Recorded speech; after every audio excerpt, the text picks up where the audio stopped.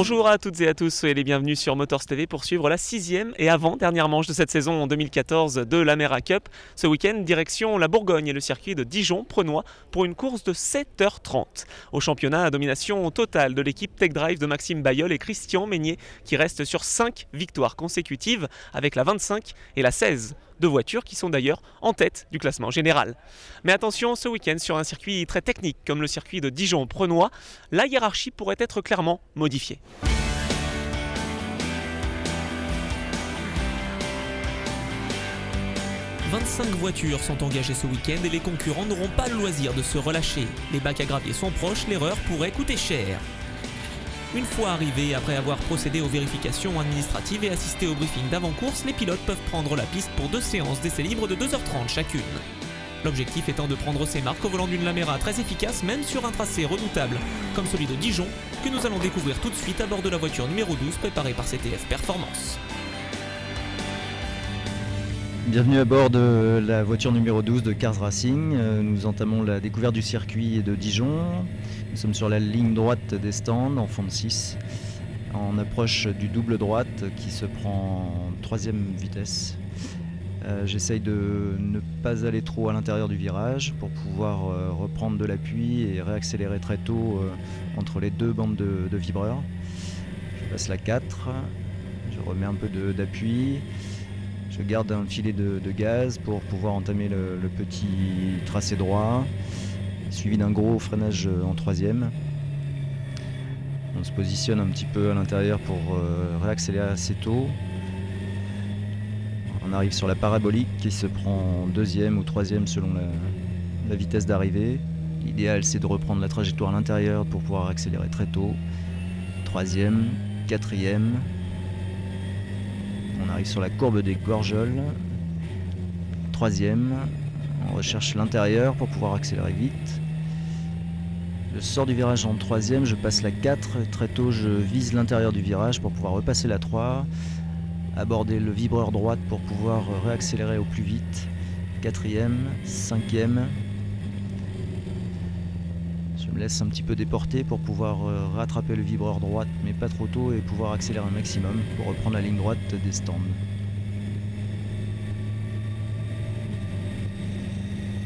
Fin de ce tour qui pour moi représente un temps d'1 minute 33,7.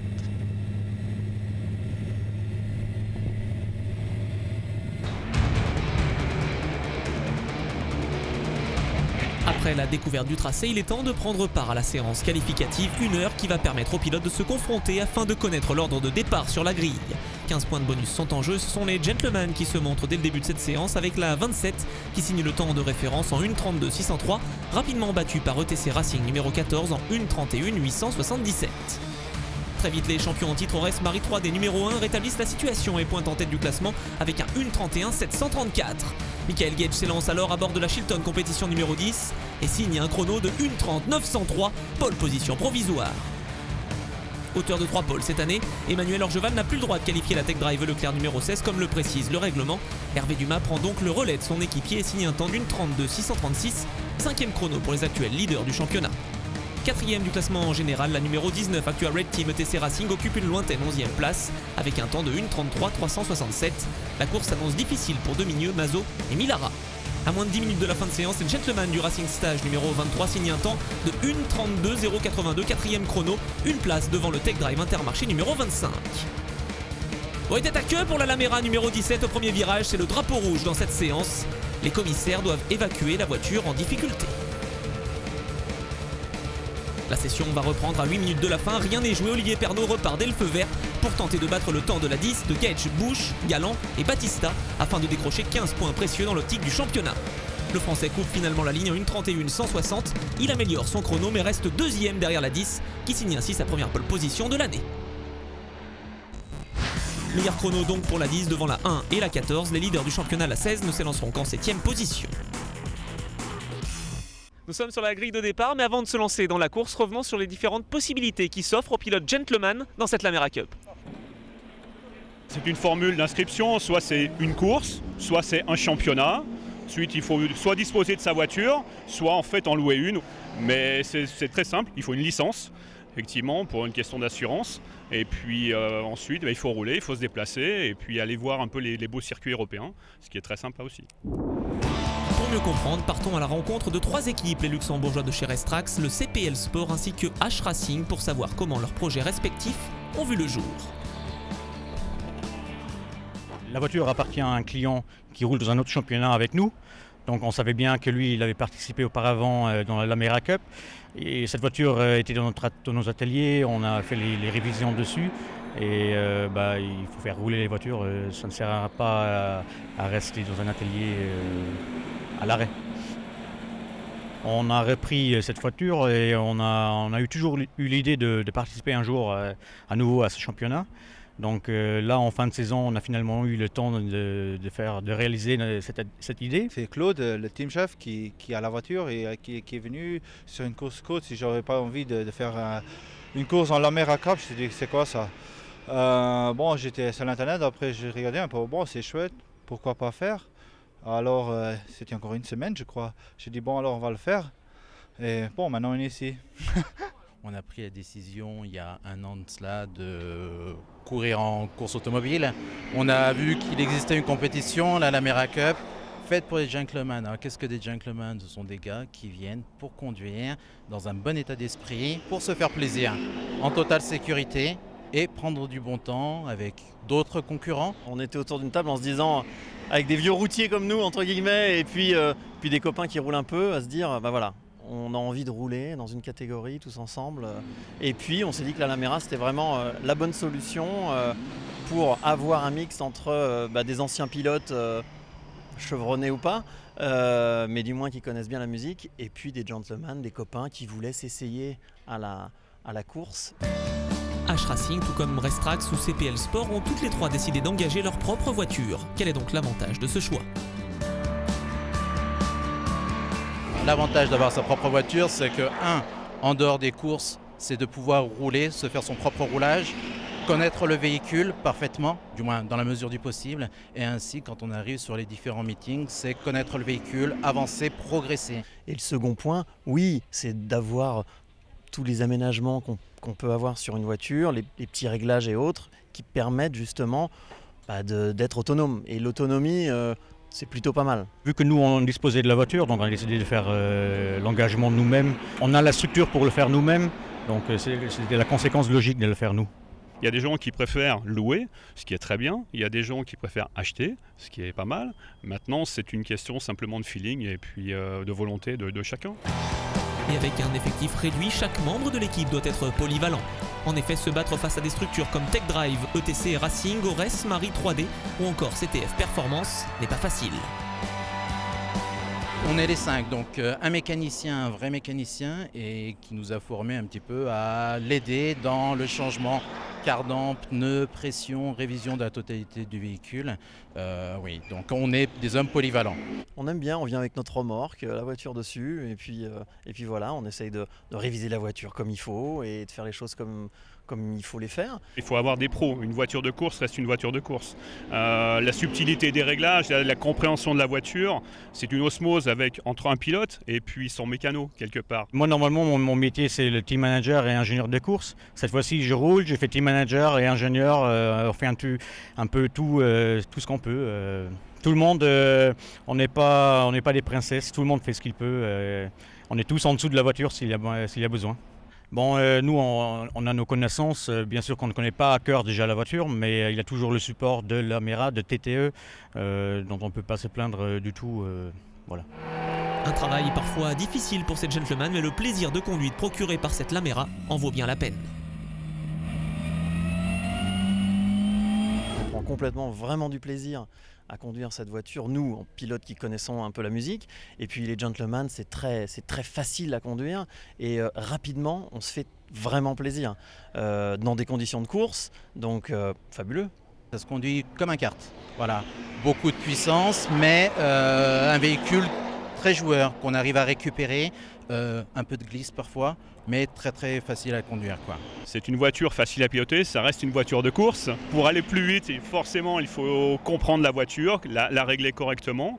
Et puis après, effectivement, c'est une formule qui est très conviviale, qui reste simple et surtout très abordable. Une ambiance plaisante, des circuits mythiques, un budget raisonnable, voilà de quoi convaincre les concurrents de revenir très vite. On est bien accueillis, on est très content d'être venus et j'espère que dans le futur on pourra revenir plusieurs fois. Vous le savez, en l'Amera Cup, la compétition en piste n'est pas l'unique motivation des concurrents. Ceux-ci ont également l'occasion de se réunir lors de l'apéritif traditionnel offert par TTM ou pour un barbecue comme ici à Dijon où brochettes et autres chipolata sont au rendez-vous.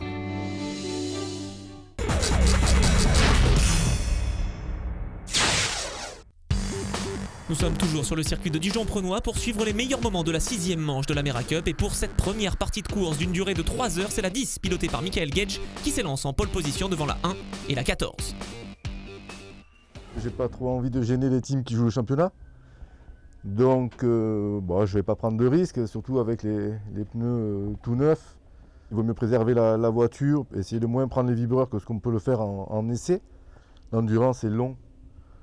Donc il suffit qu'on finisse la première course ou en tête ou pas loin des premiers, et au moins dans le même tour. L'objectif sera donc de ne pas perdre un tour sur le leader puisque les écarts seront remis à zéro après la pause déjeuner. Le premier virage s'annonce chaud.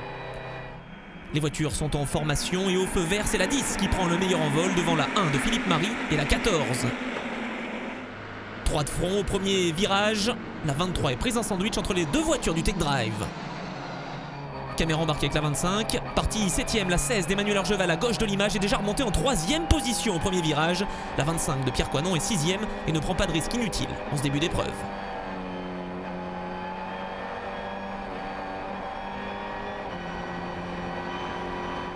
Au gauche de la bretelle, la 10 est toujours en tête devant la 1, la 16, la 14 et la 23. Derrière, la numéro 19 n'est que 10ème après un départ prudent. À l'issue du premier tour, Philippe Marie sur la 1 se rapproche de Michael Gage. Il prend l'aspiration et ça va passer en bout de ligne droite pour les champions en titre. Marie est donc en tête devant Gage, Orgeval. Et derrière, énorme glissade de la 14. Dans cette première partie d'épreuve, la stratégie est simple, faire une course propre, solide, afin de rester dans le même tour que les leaders. Embarqué avec Pierre Coinon dans la 25, il est 6ème derrière la Racing Stage numéro 23 et la 14. Belle bagarre devant entre les gentlemen et à la parabolique, la 23 se défait de l'ETC Racing numéro 14. Si le trio de tête reste inchangé, la 23 va commettre une petite erreur et laisser la 25 s'emparer de la 4e position devant la 14. Oh, attention, derrière en première sortie de route, en plus d'être technique, la piste est froide, les pilotes se font piéger. Entrée en piste du safety car pour évacuer les voitures en difficulté et calmer un peu les esprits. Après ce petit intermède, Laurès Marie 3 des numéro 1 conserve la tête de la course, mais elle est désormais suivie par la Tech Drive Leclerc numéro 16, auteur d'un bon restart. Emmanuel Argeval attaque, il faut rester dans le sillage de la Lamera numéro 1. Embarqué dans la Chilton Competition numéro 10 en 3e position à la poursuite de la 16. On aborde le gauche de la bretelle. Oh, et c'est le tête à queue. Attention à la sortie de cette courbe à gauche. Le pilote a certainement réaccéléré légèrement trop tôt. La 10 va perdre une position. Elle est désormais 4ème derrière la numéro 31. Les deux hommes devancent toujours la 25 alors que la 19 de Mazo, Dominieux et Milara, 4ème du classement général provisoire, est revenue en 6ème position juste devant la 20. Eux aussi doivent rester dans le peloton de tête pour repartir dans le même tour après la pause déjeuner.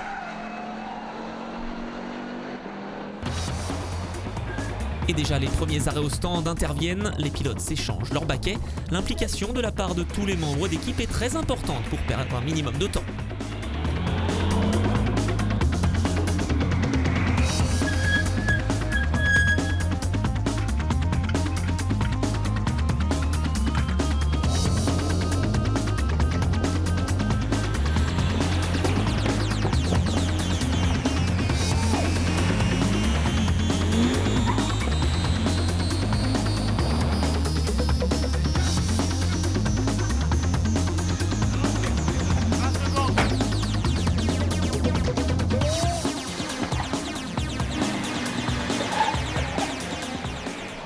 Après cette salve de ravitaillement, pas de changement en tête avec la 1 qui mène devant la 16 et la 10.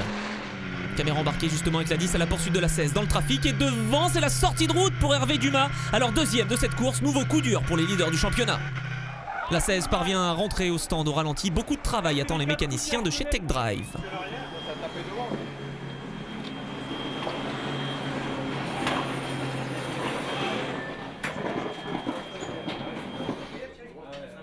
Maxime Bayeul et son équipe sont à pied d'œuvre pour réparer les dégâts.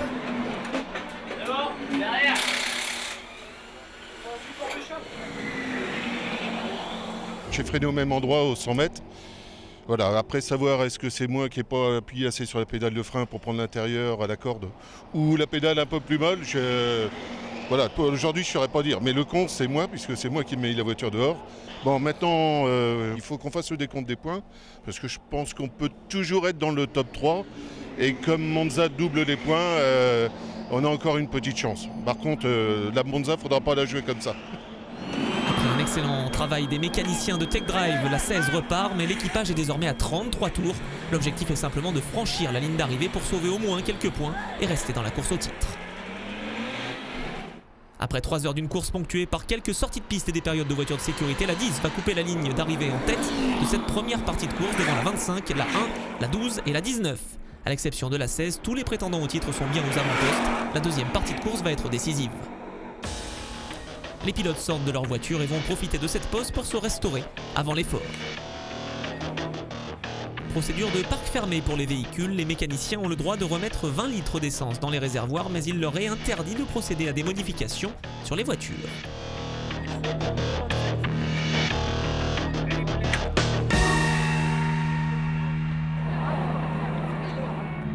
Écart conservé pour cette seconde partie d'épreuve où les concurrents vont s'affronter pendant 4h30. La 10 repart en tête devant la 25, la 1, la 12 et la 19, toutes les 5 dans le même tour. Parti dernier, Emmanuel Orgeval n'a plus rien à perdre. Il attaque comme un beau diable d'entrée de jeu et fait le spectacle. Il gagne 7 places dès le départ.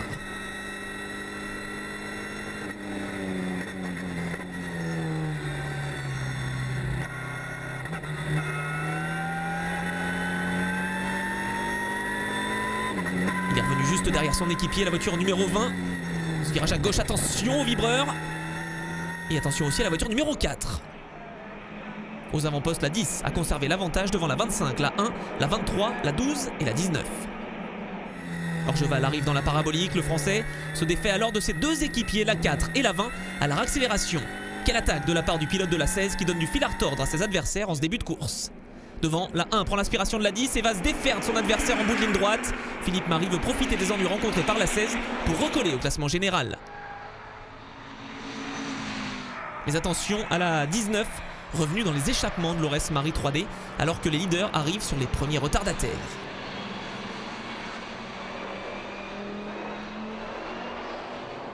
À la faveur des arrêts au stand, l'Actua Red Team ETC Racing numéro 19 va même prendre la tête de l'épreuve devant la 1, pilotée par Franck Petit, et la 25 de Debain, Jobert et Coinon. Profitons-en pour aller voir Laurent Millara, nouveau venu dans la 19 et actuel leader de la course. On va essayer de conserver cette place, puisque ça permettrait aussi à l'équipe de reprendre la tête du championnat. Moi, c'est la première course que je fais avec eux à Dijon et en vue peut-être de faire une saison prochaine. Et c'est un réel plaisir de rouler avec eux puisqu'on est tous les trois dans le même dixième de seconde, donc équipe homogène. Chez Gentleman, le plaisir est au rendez-vous sur un tracé de Dijon qui ne laisse pas le droit à l'erreur. La Racing Stage numéro 23 effectue une belle performance, 5e du général. L'équipage mène la catégorie Gentleman devant l'Actua Green Team numéro 21 et l'ETC Racing numéro 14.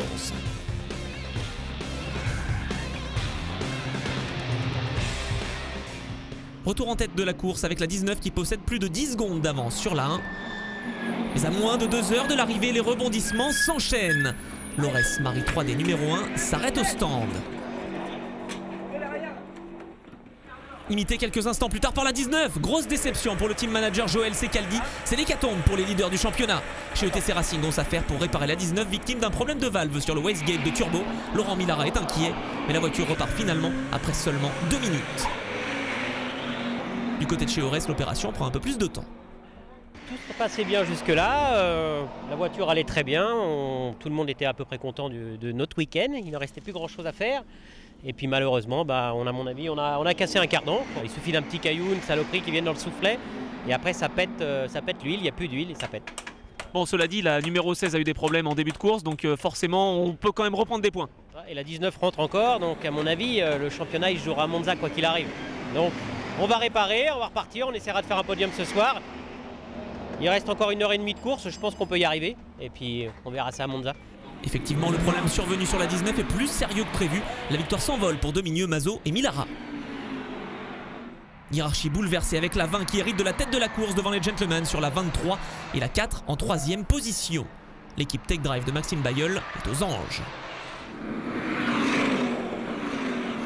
Mais la joie est de courte durée puisque la 20 s'arrête au stand. Décidément, il était écrit que l'équipe Tech Drive n'irait pas chercher la victoire ici à Dijon. Plus qu'un tour pour la 23, un équipage 100% gentleman occupe la tête de cette course et se dirige vers la victoire. Au terme d'une épreuve de 7h30 pour le moins mouvementée, c'est donc la 23 préparée par le CTF Performance d'Aurélien Cyr qui s'impose au général. Deuxième position pour la 4 qui échoue à 51 secondes des vainqueurs du jour. Le podium est complété par la Racetrack Motorsport numéro 2 devant la Tech Drive numéro 25. Ah, vainqueur? Non. C'est vrai? Si, oui, 23, ouais. C'est pas possible. Si. La 23 en tête. C'est ma première course. Eh ben, faut un début à tout. C'est ma première course. Tiens, le winner. Ouais. Incroyable. Les gentlemen. Incroyable. Première course. Quelle course, vraiment, rebondissement incroyable. Passer la ligne, c'est vraiment super, hein, Laurent? C'est surtout inattendu et inespéré. J'ai vu qu'on était bien placé en gentleman, mais de là à finir premier, c'est inespéré. Comme j'ai dit tout à l'heure, c'est grâce à toute l'équipe et surtout à Nico aussi, qui est un vrai pilote et qui nous coach depuis 1 an ou 1 an et demi et qui nous a dit qu'on ne devrait pas être trop ridicule pour pouvoir faire une petite course pour se tester. Bah, il n'a pas tort, je vais lui avouer, mais on n'y croyait pas. Vraiment, c'est extraordinaire. Confirmation des résultats avec la victoire de la 23, la 1 se classe 6e et empoche les 2 points du meilleur tour en course, la 19 termine 10e et la 16 22e. Après le décompte des points et avant d'aborder l'ultime rendez-vous de la saison, l'équipe Tech Drive occupe toujours les 2 premières places du classement avec la 25 qui repasse devant la 16 pour 2 points. 4 voitures restent dans la course au titre. À Dijon, la victoire en gentleman revient donc à la Racing Stage numéro 23 devant l'Actua Green Team numéro 21 et le TC Racing numéro 14. Sur le podium général, Béraud, Piguet, Fidanza et Delaplace n'arrivent pas à croire à ce qui leur arrive. Ils s'imposent devant les habitués du championnat. La douche au champagne est bien méritée pour les vainqueurs. Allez, salaud, j'ai pas de bouteille. Voilà, Dijon s'est donc terminé sur une victoire des gentlemen, la voiture numéro 23, une course à rebondissement. On se retrouve pour la grande finale du championnat d'ici quelques semaines. Ce sera à Monza, les points seront doublés, le spectacle sera au rendez-vous. Merci encore pour votre fidélité et à très bientôt sur Motors TV. Salut!